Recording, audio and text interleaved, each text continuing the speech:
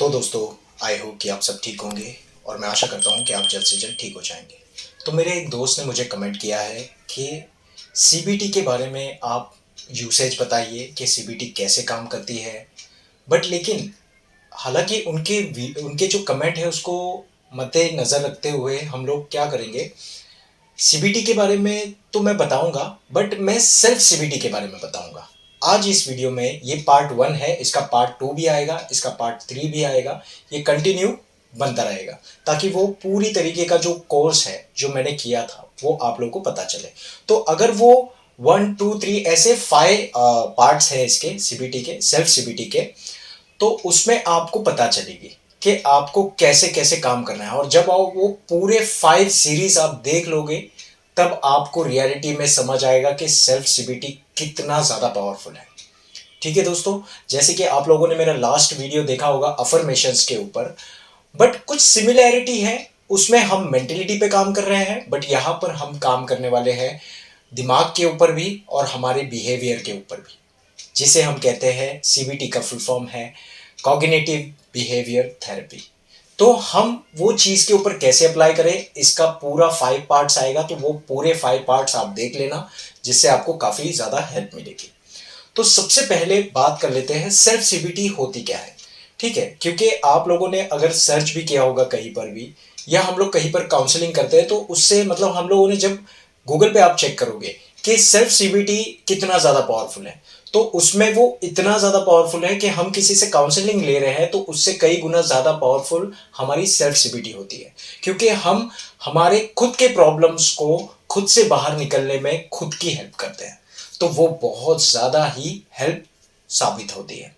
ठीक है, तो सबसे पहले मैं आप लोगों को बता देता हूँ कि जब मेरी ये एक्सपीरियंस कर रहा था, जब मैं ये anxiety, depression, panic attack, depersonalisation, derealisation, ऐसे कई कई सारे सिम्टम्स, ऑलमोस्ट 32 थे।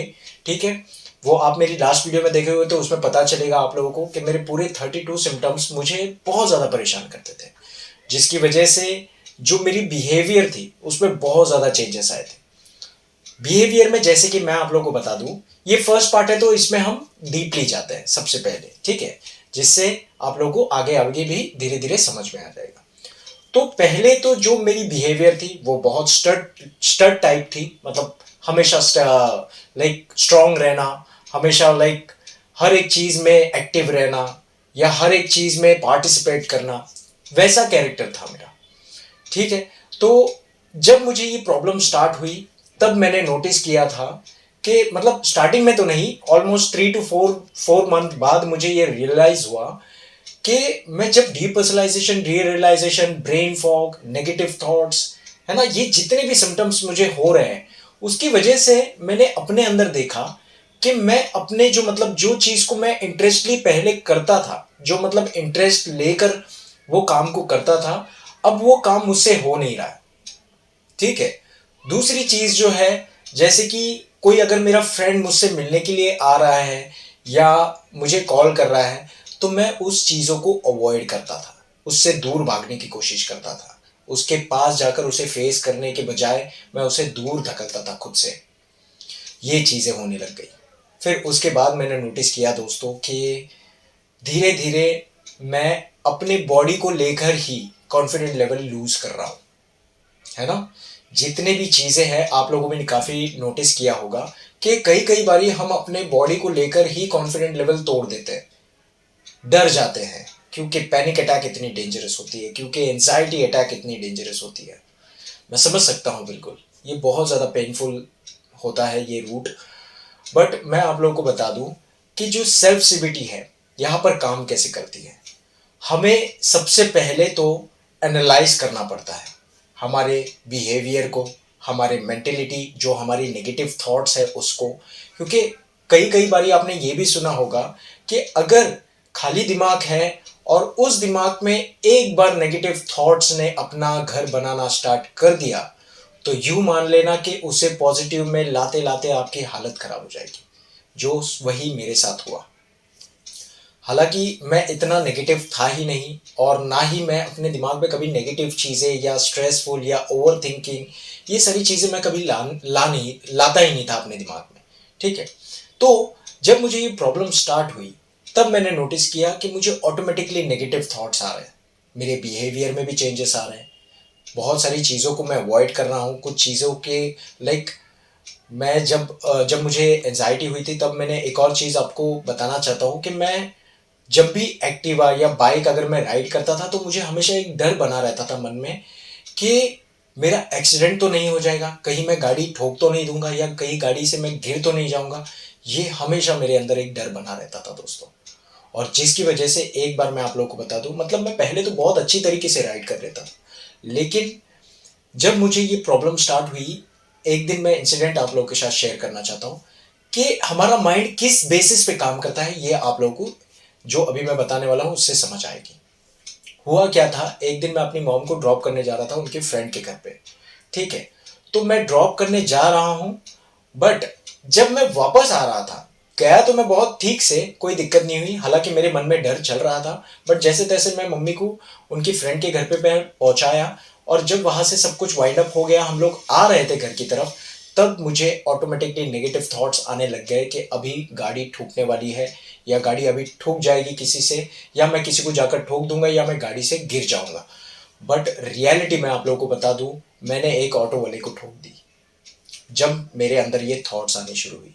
तो आप लोगों को ये चीज़ समझना होगा दोस्तों कि अगर आप आपके माइंड में नेगेटिव थॉट्स को अपना घर बनाने दे रहे हो तो ये बहुत बड़ी गलती कर रहे हो। उसे रोकने की कोशिश करो, उसके खिलाफ लड़ने की कोशिश करो, तब जाकर आप इस नेगेटिव थॉट्स को अपने दिमाग में घर बनाने के लिए रोक दोगे। हालांकि ये आप लोगों को समझ आया होगा कि मेरा माइंड मुझे इतना ज़्यादा कॉन्फिडेंटली बोल रहा था कि गाड़ी अभी एक्सीडेंट होने वाली है, गाड़ी अभी ठुकेगी।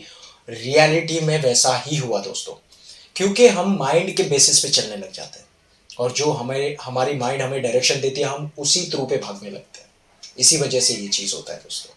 तो आप लोगों को सिंपली करना क्या है, मैं आप लोगों को बताता हूँ। धीरे धीरे हम सीखेंगे, ठीक है। हर एक चीज़ तुरंत आप बोलोगे कि नहीं मुझे तुरंत सब कुछ एक ही प्लेट में परोस के दे दो, हम सब कुछ खा लेंगे, रशियन फूड, चाइनीज़ फूड, है ना, नॉर्थ इंडियन फूड, ये सब एक प्लेट में अगर मैं आप लोगों को दे दूंगा तो आप नहीं खा पाओगे, और खा भी लोगे तो उसे डाइजेस्ट नहीं कर पाओगे। तो बहुत बेटर है कि आप स्टेप बाय स्टेप समझिए कि हम सीबीटी को, सेल्फ सीबीटी को कैसे अंजाम देंगे, कैसे सेल्फ सीबीटी हमारे अंदर वर्क करना स्टार्ट करेगी। ठीक है दोस्तों, तो सबसे पहले मैं बात कर लेता हूँ, सेल्फ सीबीटी हमें ऐसे देनी है दोस्तों कि हमारे अंदर एक कॉन्फिडेंट लेवल बिल्ड हो। सबसे पहले तो कोई भी अगर हमें नेगेटिव थॉट्स आ रहे हैं तो उसे पहले स्टॉप करने की कोशिश करो। जैसे कि मैं आप लोगों को बता रहा हूँ कि पहले हमें एक टाइम निकालना होगा, सारे प्रॉब्लमों से हटकर हमें एक टाइम निकालना होगा दोस्तों। खुद के ऊपर थोड़ा सा कंसंट्रेट करना होगा, खुद के ऊपर थोड़ा फोकस करना होगा, और सबसे ज़्यादा ज़रूरी है एनालाइजिंग। हमारे बिहेवियर को हमें एनालाइज करना होगा कि कोई इवेंट अगर हमारे साथ हो रहा है तो क्या चेंजेस हो रहे हैं, मेरे बिहेवियर में क्या चेंजेस हो रहे हैं, बिहेवियर चेंजेस होने की वजह से क्या मेरे मेंटल में, मतलब मेंटेलिटी में इश्यूज हो रहे हैं, क्या नेगेटिव थॉट्स आ रहे हैं, ये हमें सबसे पहले एनालाइज करना होगा। तब जाकर इसका धीरे धीरे हमें रूट कॉज मिलेगा। ठीक है, तो आज की डेट में आपको सिर्फ और सिर्फ इतना करना है दोस्तों कि खुद के ऊपर आपको एनालाइज करना है। सबसे पहले एनालाइज बहुत ज़्यादा ज़रूरी है। आपको एनालाइज खुद के बिहेवियर पे करना है, आपको एनालाइज आपके मेंटेलिटी और नेगेटिव थॉट्स के ऊपर करना है। ठीक है दोस्तों, तो ये वीडियो यहीं पर होगी दोस्तों ख़त्म। इसका सेकंड पार्ट भी आएगा, इसका थर्ड पार्ट भी आएगा, और इसका फोर्थ पार्ट भी आएगा, और फिफ्थ भी, जिससे हमें धीरे स्टेप बाय स्टेप हम ये सारी चीज़ों को सीखेंगे और इसे ख़त्म करने की सभी लोगों की हेल्प करेंगे। ठीक है दोस्तों, तो अपना ध्यान रखिए, सुरक्षित रहिए और हमेशा पॉजिटिव रहिए।